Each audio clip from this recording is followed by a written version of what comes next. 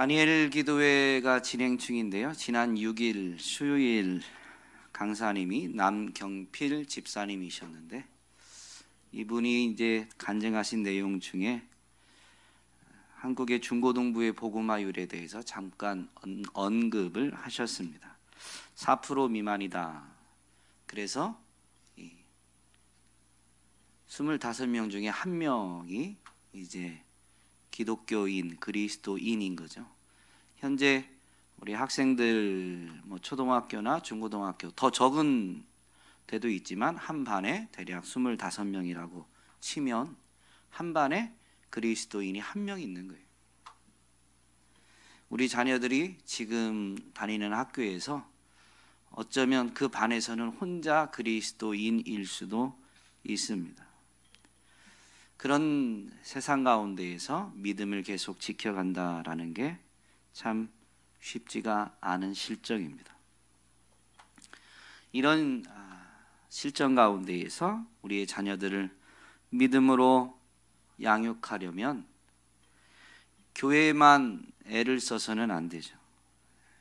교회는 일주일에 한 번 우리의 자녀들이 나와서 예배를 드리고 있습니다. 물론 교회는 우리 자녀들한테 일주일에 한 번만 나오라고 강요한 적은 없습니다. 그러나 현재 실정이 그렇습니다. 그래서 사실은 신앙교육이 가장 많이 이루어져야 될 곳이 어디냐? 가정입니다. 적어도 학교에서 시간 보내는 것에 준한 그런 시간을 보내는 곳에서 신앙교육이 이루어지지 않으면 이 세상 가치관이 우리의 자녀들의 마음을 사로잡게 될 것입니다. 우리 교회는 매월 둘째 주에 온가족 예배를 드리고 있는데요. 오늘도 이렇게 온가족 예배를 드리다 보니 자녀들이 부모님과 함께 예배하고 있는데요. 온가족 예배를 드리게 된 것은 가정에서 신앙교육할 수 있는 은혜의 시작점으로 삼고자 드리게 됐습니다. 처음에 설명을 안 드렸었는데요. 설명이 꼭 필요하다라고 해서 오늘 이렇게 말씀을 드립니다. 자녀와 함께 교회에서 예배를 드리게 될 때에 우리는 자녀들에게 예배 드리는 태도에 대해서 가르칠 수가 있고 하나님을 경외하는 마음에 대해서도 가르칠 수가 있습니다. 또한 같은 예배를 드리니 같은 말씀을 듣고 이제 가정에서 그 말씀을 가지고 대화할 수가 있게 되는 거죠. 그것이 바로 묵상입니다. 말씀을 묵상하다라는 것은 우리말로 풀어서 하면 반복해서 읽는 것인데요. 예배 시간에 들은 말씀을 집에 가서도 또 서로 대화를 하면서 서로의 말을 통해 하나님의 말씀을 다시 듣는 것, 다시 읽는 것, 이것이 바로 묵상의 또 한 방법인 것입니다. 그래서 집에서도 이제 신앙 교육을 하셔야 되지만 안 해오던 걸 갑자기 하려면 쉽지가 않죠. 그래서 온가족 예배를 시작점으로 집에서도 신앙 교육이 경건 훈련이 이어지길 바라서 교회는 매월 둘째 주에 온가족 예배를 드리게 되었습니다. 오늘 우리는 본문의 말씀을 가지고 그래서 이 예배 드리는 태도, 하나님이 기뻐하시는 예배가 무엇인지 살펴보고자 합니다. 교회에서도 우리의 자녀들의 신앙교육에 애를 쓰고 있지만 우리 선생님들이 11월의 암송 말씀대로 모든 성경은 하나님의 감동으로 된 것으로 교훈과 책망과 바르게 함과 의로 교육하기에 유익합니다. 그래서 우리 선생님들이 우리 자녀들에게 성경을 가지고 말씀을 가지고 가르치는데 교훈을 주는 것을 위해서 애를 쓰십니다. 근데 그게 잘 안 되는 경우도 많죠. 그럼 사실 좀 책망도 해야 되는데 현 사회가 교사가 학생을 책망하는 것에 대해서 받아들이지 않는 실정이죠.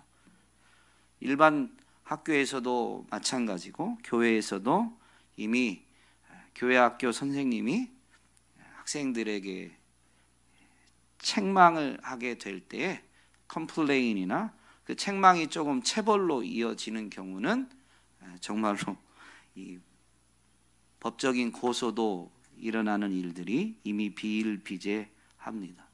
그러다 보니 우리 선생님들이 자녀들을 신앙 교육할 때 책망한다는 게 쉽지는 않아요. 그런데 선생님들보다 훨씬 더 애정을 가지면서 자녀들에게 책망할 수 있는 존재가 바로 부모님이시죠. 그러므로 신앙교육의 주체는 분명히 부모님이 되셔야 됩니다. 부모님이 되셔야 됩니다. 교회는, 교회 학교는 서포트 한다라고 여기셔야지, 교회 학교 보냈다고 해서 우리 자녀들의 신앙 교육이 온전히 이루어진다라고 간주하면 나중에 큰 후회를 하게 될 수도 있는 것이죠. 오늘 본문 말씀은 우리가 이미 통독한 것처럼, 합독해서 읽은 것처럼 하나님이 기뻐하시는 예배가 어떤 예배인지를 분명히 가르쳐 주고 있는데요, 이 말씀이 나오게 된 부분을 우리가 좀 더 이해해야 됩니다. 이 말씀은 수가성 여인과 예수님과의 대화의 거의 결론 부분입니다. 예수님이 유대에서 이제 갈릴리로 가시려고 하는데 대부분의 유대인들은 사마리아 지역을 통과해서 갈릴리로 가지 않았습니다. 요단강을 건너서 데가볼리 지역을 거쳐서 갈릴리로 갔습니다. 역사적으로 유대와 사마리아가 거의 견원지간이기 때문에 사마리아 지역을 잘 다니지 않았는데요, 예수님이 이번에는 갈릴리로 가실 때 사마리아를 통과해서 가십니다. 의도적이신 거죠.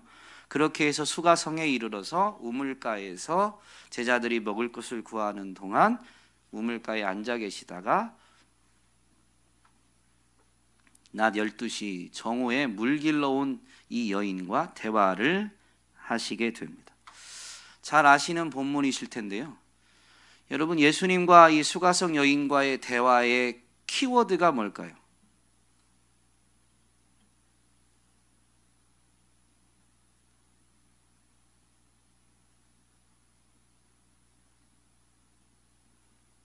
네, 크게 말씀하셔도 됩니다.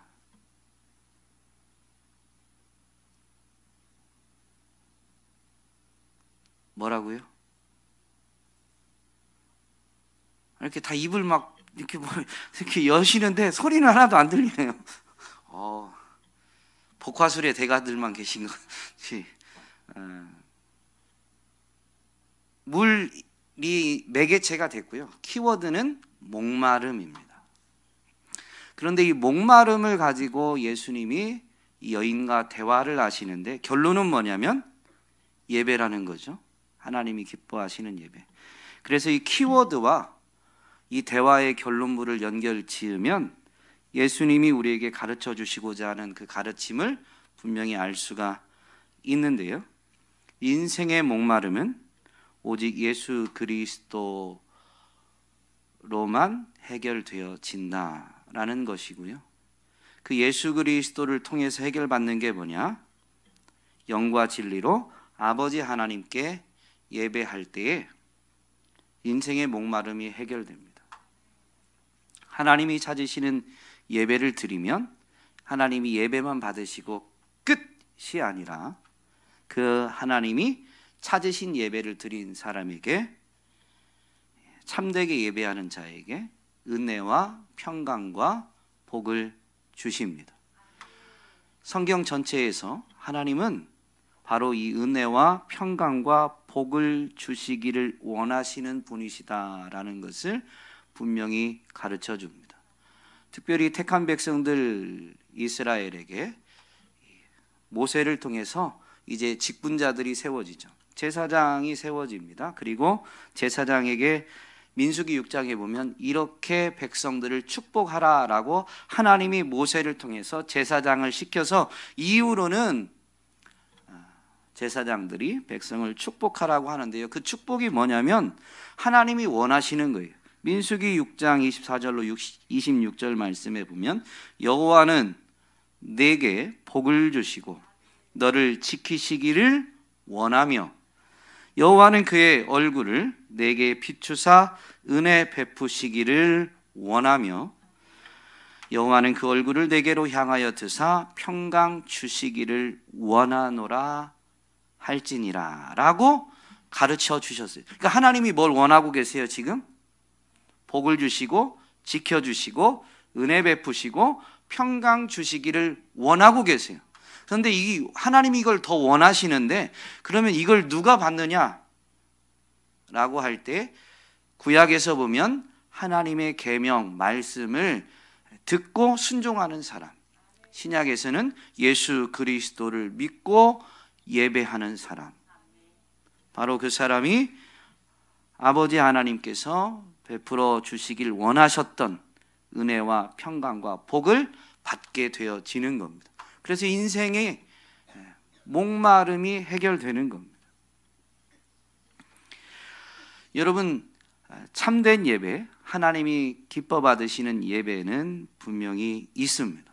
왜냐하면 22절에 보면 이 여인과 대화할 때 목마름에서 이제 예배 쪽으로 주제가 바뀌게 되는데요.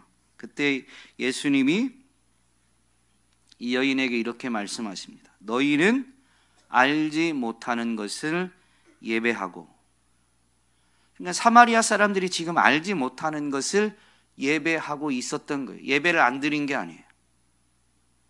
여러분 잘 들으셔야 돼요. 여기 앉아 계시는데 제가 종종 말씀드렸던 건데요. 선포했던 건데요. 주일날 예배당 와서 예배 드렸다고 다 구원받는 게 아닙니다. 사마리아인들이 예배를 안 드린 게 아니라니까요. 하나님이 찾으시는 예배가 있어요.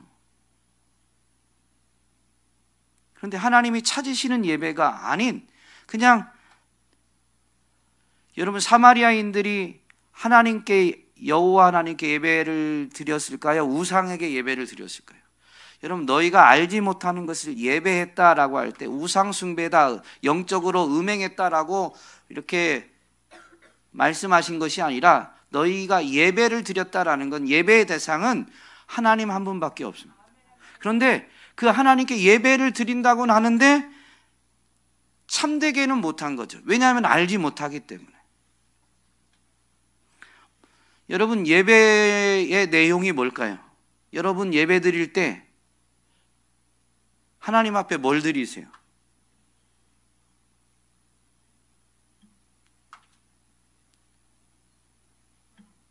네? 그게 무슨 마음인데요? 예배당 오기 전에 싸우셔가지고 분노한 마음, 하나님 어떻게 짝지어 주셔가지고 오늘도 그런 마음 아니잖아요. 어떤 마음? 회개하는 마음, 감사하는 마음. 그럼 회개는 왜 하는 거예요? 감사는 왜 하는 거예요? 여러분 그 회개, 감사 당연히 예배드리는 자가 하나님 앞에 드리는 게 맞습니다. 근데 회개는 왜 드리느냐? 감사는 왜 드리느냐까지 생각을 해 보셔야 됩니다. 그래야 예배의 내용이, 우리가 예배를 드린다라고 할 때 예배의 내용이 무엇이 되는지 우리는 분명히 되새길 수가 있습니다. 여러분 예배의 이유, 예배의 내용은 하나님의 구원입니다. 사마리아인들은 모세 5경, 창세기, 출애굽기, 레위기, 민수기, 신명기까지 5경이라고 하는데 이 5경만을 정경으로 여겼습니다. 구약 성경에는 그거 외에도 역사서, 시가서, 선지서가 다 있는데 이 사마리아인들이 5경만을 정경으로 여기다 보니 오경 중에 끝부분 신명기에 보면 모세가 이제 이스라엘 백성이 약속의 땅 가나안에 들어가기 전에 모압 광야에서 다시 율법을 가르치며 설교하는 내용인데요. 그 중에 보면 하나님께서 너희 가운데에서 나와 같은 선지자를 세우실 것이다 라는 것을 예언합니다. 출애굽한 지도자 모세이죠. 그것과 같이 하나님께서 모세와 같은 그런 예언자, 선지자를 하나님이 보내실 거다, 세우실 거다라는 거예요. 그래서 이 사마리아인들은 제2의 모세를 기대하면서 하나님 앞에 예배를 드렸는데요. 이미 하나님께서는 이스라엘 역사 가운데에서 그리고 선지자들을 보내면서 하나님의 구원하심을 나타내 보이셨고 정말로 궁극적으로 모든 사람들을 죄 가운데에서 건지실 메시아를 보내실 것을 말씀하셨습니다. 그리고 예수님이 이 여인과 대화할 때 보면 하나님의 선물과 지금 말하는 자가 누구인지를 알았더라면 이라고 분명히 말씀하죠. 그러니까 메시아가 이미 왔어요. 근데 이걸 사마리아인들이 알지 못하고 있는 겁니다. 여전히 제2의 모세만을 생각하고 있는 것이죠. 메시아가 이미 왔고 하나님의 구원이 임한 거예요. 그러므로 메시아가 왔으면, 하나님이 약속한 메시아가 왔으면 그 메시아를 통한 구원의 약속도 하나님이 이루실 거예요. 그러므로 예배의 내용은 하나님이 우리를 구원하신다라는 것이 되는 겁니다. 구약 성경에도 예배는 그렇게 드렸어요. 하박국 선지자는 뭐라고 고백했냐면 여호와의 구원하심에 대해서 이야기하면서 끝부분에 가면 비록 무화과 나무가 무성하지 못하며 포도나무에 열매가 없으며 감람나무에 소출이 없으며 밭에 먹을 것이 없으며 우리의 양이 없으며 외양간에 소가 없을지라도 나는 여호와로 말미암아 즐거워하며 나의 구원의 하나님으로 말미암아 기뻐하리로다. 상황이 어떠하든 환경이 어떠하든 하나님이 예수 그리스도를 통해서 우리를 구원하십니다. 그게 우리의 예배의 이유, 예배의 내용이 되는 거예요. 이게 정말로 우리가 예배하는 이유가 되고 하나님 앞에 예배하는, 회개하고 감사하는 그 모든 이유가 된다면 여러분, 이 이유 하나만으로도 기뻐하기에 충분한 거죠. 하박국 선지자는 그래서 아무것도 없다는데 기뻐하겠다라고 분명히 선포하게 된 것입니다. 바른 예배는 영과 진리로 드리는 것이다 라고 예수님이 분명히 가르쳐 주셨는데, 이 진리는 바로 오신 메시아 예수 그리스도를 가리키죠. 영은요, 성령을 가리킵니다. 성령이 매개체가 되면, 우리 편에서 보면 성령이 우리에게서 역사하면 우리는 예배드릴 때 어떻게 예배드리게 돼요?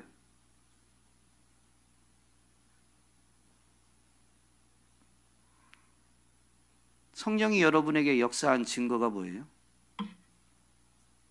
믿음입니다. 믿음. 하나님 보여요? 하나님 여기 계십니다. 하나님 우리 가운데 거하십니다. 하나님이 당신을 사랑하십니다. 아무도 아멘을 안 하시네요. 성령의 역사가, 여러분, 하나님 여기 계십니다. 하나님 우리와 함께 하십니다. 하나님이 당신을 사랑하십니다. 그거 어떻게 알아요? 믿음이죠, 믿음. 그게 성령의 역사입니다. 예수님은 분명히 내가 곧 길이요 진리요 생명이다 라고 말씀하셨고, 그래서 길과 진리가 되신 생명이신 그분으로 말미암지 않고는 아버지께로 갈 수가 없어요. 그래서 하나님께 참되게 예배하려면 오직 예수 그리스도 진리이신 그분으로 예배해야만 합니다. 진리가 진리되어지는 것은, 진리는 진리인데 예배를 드리는 자가 진리를 진리로 여기고 그 진리를 따라서 예배할 수 있는 모든 원동력은 성령께 있습니다.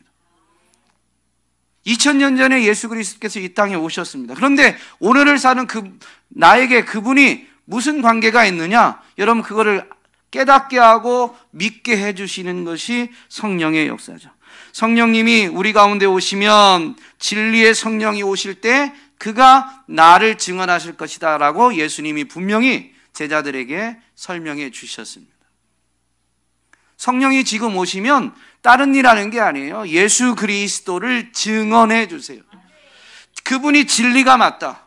2000년 전에 이 땅에 육신을 입고 오셨지만 그분은 본래 하나님이시다. 그래서 사건은 2000년 전에 일어났는지 모르지만 그분은 영이신 하나님이 육신을 입고 오셔서 우리를 구원하기 위해서 구원의 역사를 이루신 거기 때문에 그 영이신 하나님이 그 2000년 전에 행하신 일을 가지고 오늘 우리에게도 적용하실 수 있다라고 성령이 우리로 하여금 깨닫게 하고 믿게 하는 거예요.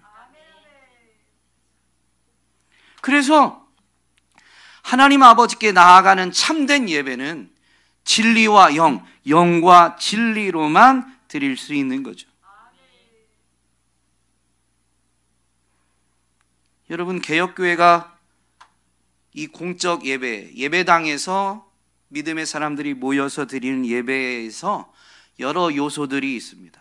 여러분들이 하나님 앞에 드려야 될 회개도 기도죠. 기도, 감사, 헌금 등 여러 가지가 있는데 그 중에서도 말씀을 가장 중시하는 이유가 바로 여기에 있습니다. 예수님이, 진리이신 그분이 본래 하나님이신데 우리 가운데 오셨죠. 본래 하나님이신 그분은 말씀이셨습니다. 말씀이신 하나님.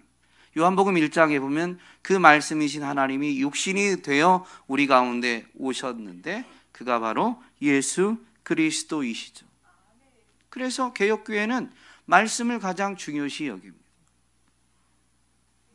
저도 주일 예배 때는 제가 본문을 사회자가 이제 생겨서 본문을 제가 읽지는 않지만 그동안에는 새벽 예배 때, 이제 최근에는 저녁 기도회 때 이 매일 성경으로 짧게지만 말씀을 전할 때 제가 오늘 성경 본문이라고 말을 한 적이 제 기억에는 없습니다. 저는 항상 오늘 우리에게 주시는 하나님의 말씀은 디모데전서 1장 이렇게 표현을 이렇게 합니다. 그렇게 했습니다. 여러분, 주보에 보면 지금 이 시간이 설교 시간입니다. 그런데 하나님을 예배하고 영과 진리로 예배하는 사람은 목사의 설교로 듣지 않습니다. 하나님의 말씀입니다. 물론 제가 연약하고 사람이다 보니까 연약하고 부족해서 본문을 가지고 설명하고 전할 때 온전히 하나님의 뜻을 전하지 못할 때도 많이 있겠죠. 그런데도 불구하고 성령의 역사를 정말로 따라서 예배하는 사람은 그 가운데에서도 하나님이 내게 주시는 말씀을 듣게 됩니다.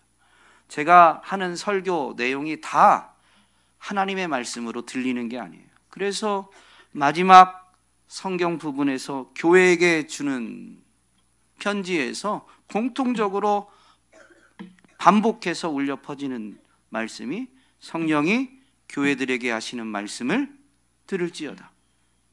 그 편지를 읽어주는 거예요. 그 교회 목사가 원고를 읽어주는 거예요. 설교하는 거예요. 원고 설교문을 다른 사람이 써서 보낸 것뿐이에요. 그러나 어쨌든 설교하는 거예요. 그런데 설교로 듣는 게 아니고 성령이 교회에게 하시는 말씀을 듣는 거죠. 그게 바로 영과 진리로 예배하는 겁니다. 그래서 끝나고 가서 저기서 인사하잖아요. 근데 가끔 그런 분이 계세요. 무슨 의도인지는 아는데 제 만감이 교체할 때가 있어요. 이렇게 수고하셨습니다. 수고한 건 맞죠. 근데 그 표현보다는 다른 표현들이 더 좋지 않을까. 저를 위해서 말할 필요는 없습니다. 저는 하나님 앞에서 제 직분을 따라 쓰임 받는 거고, 제가 쓰임 받는 목적은 하나님의 말씀을 전하기 위함이죠. 그러므로 정말로 온전히 예배하고 또 적절한 인사는 다른 표현이 더 적절할 것 같습니다. 어쨌든 여러분, 영과 진리로 예배할 때 하나님의 말씀이 들려지게 되어 있습니다. 그럼 이렇게 참되게 예배하는 자들은 목마름이 해결된다라고 했는데요. 여러분, 본문에서는 이 목마름으로 말씀했지만 우리 인생이 갖는 목마름이 결국 뭘까요?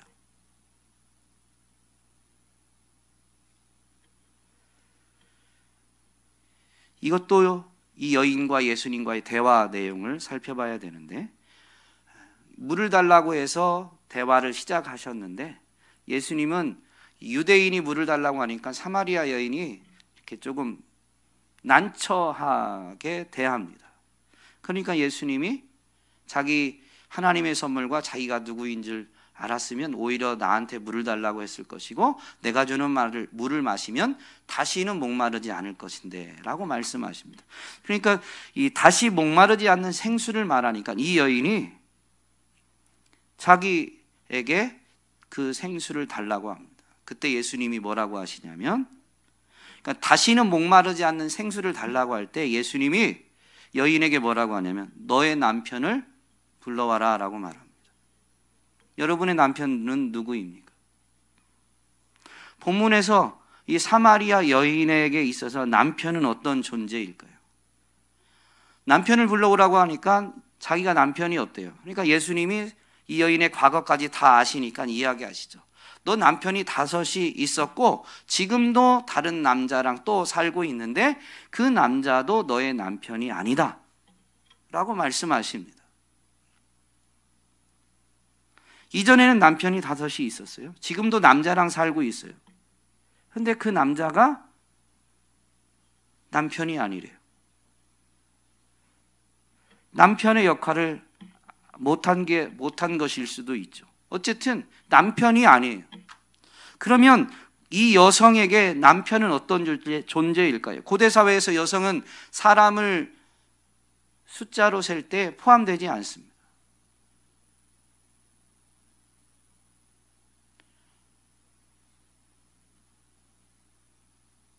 남성 중심의 사회예요.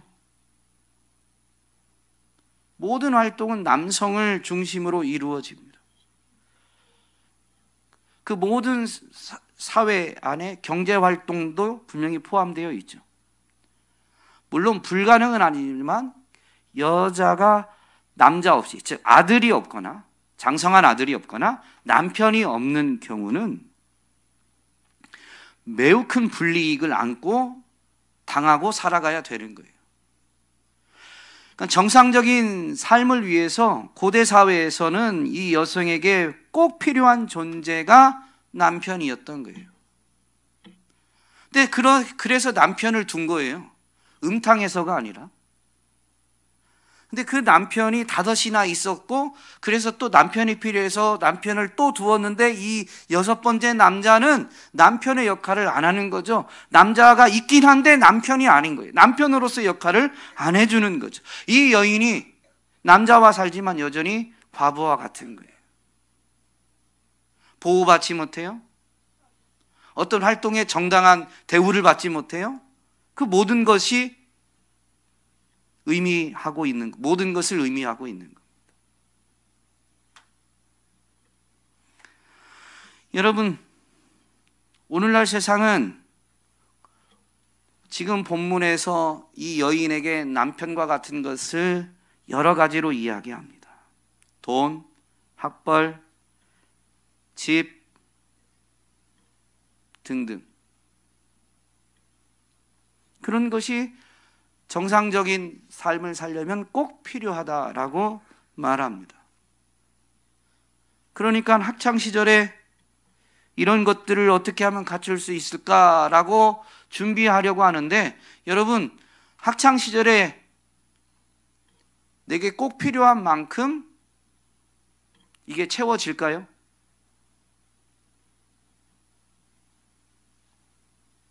자신의 미래에 꼭 필요한 만큼 바로 이 돈이, 어떤 학벌이, 세상이 말하고 있는 본문에서 이 여인에게 남편과 같은 역할을 해주는 그런 것들이 학창시절에 준비가 되냐고요.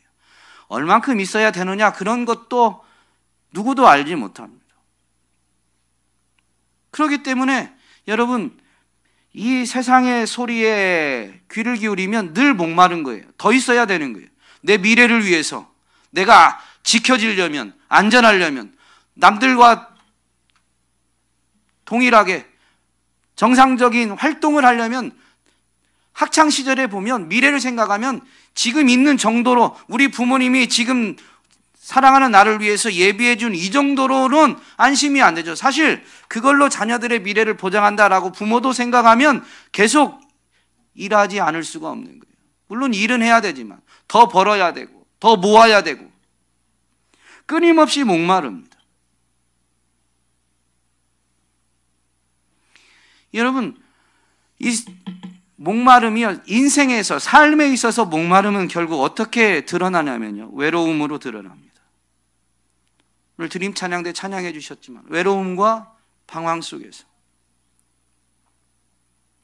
외로움, 두려움, 부끄러움, 이 여인이 왜 한낮에 물을 길러왔어요? 사람들과 부딪히지 않으려고.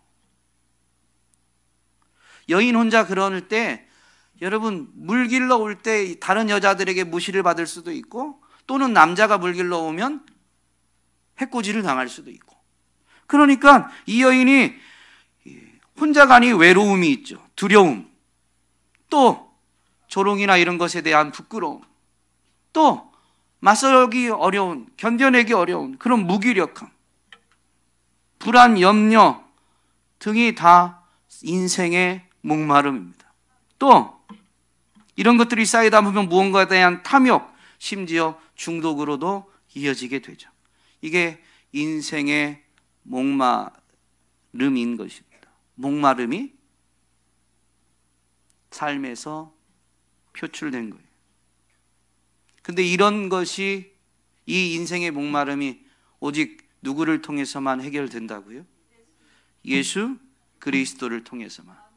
그런데 언제, 우리 편에서 보면 그 예수 그리스도를 믿고 그분을 의지해서 하나님을 참되게 예배할 때 하나님 아버지께서도 은혜와 평강과 복을 주시는데, 오늘 김선홍 집사님 기도해 주셨죠.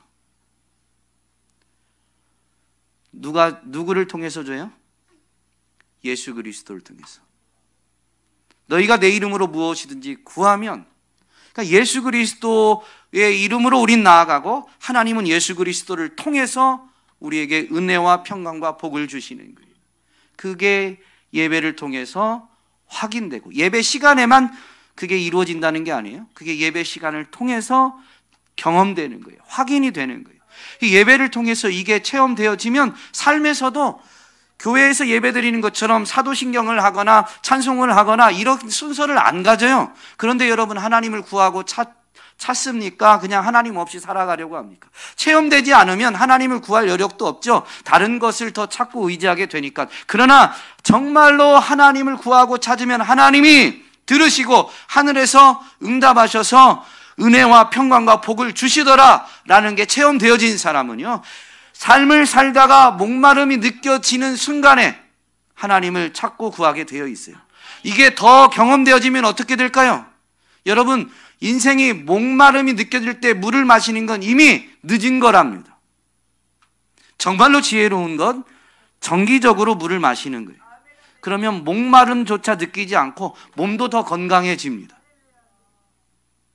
이게 경험되어진 사람은 어떻게 하냐면요, 정기적으로 주님을 찾고 구하는 시간을 정해서 계속 하는 거예요.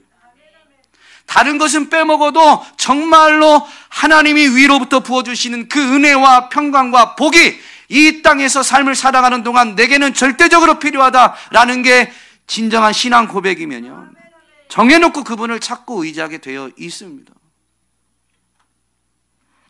여러분, 지금 이 시대에 목마른 사람들이 누구입니까? 다음 세대를 생각하면 한 반에 한 명 정도, 4% 정도만이 그리스도인이라고 할 때 우리 자녀는 오늘 교회에 왔으니까 이라고 안심하십니까? 아니면 다음 세대, 우리가 더 늙어지거나 우리가 이 세상을 떠난 다음에 남겨질 다음 세대를 생각해 보면 목마름이 있습니까? 목마른 사람이 우물 판답니다. 근데 인생의 목마름을 해결해 주는 진정한 우물은 참된 예배, 예배를 받으시는 하나님께 있는 것입니다. 오늘 저와 여러분이 온 가족 예배의 의도를 되새기면서 여기서부터 하나님을 참되게 예배하여 항상 하나님을 찾고 의지함으로 저와 여러분 기성세대만이 아니라 다음 세대까지 인생의 목마름 없이 하나님의 은혜와 평강과 복을 풍성히 누리는 세대가 되기를 주님의 이름으로 축복합니다.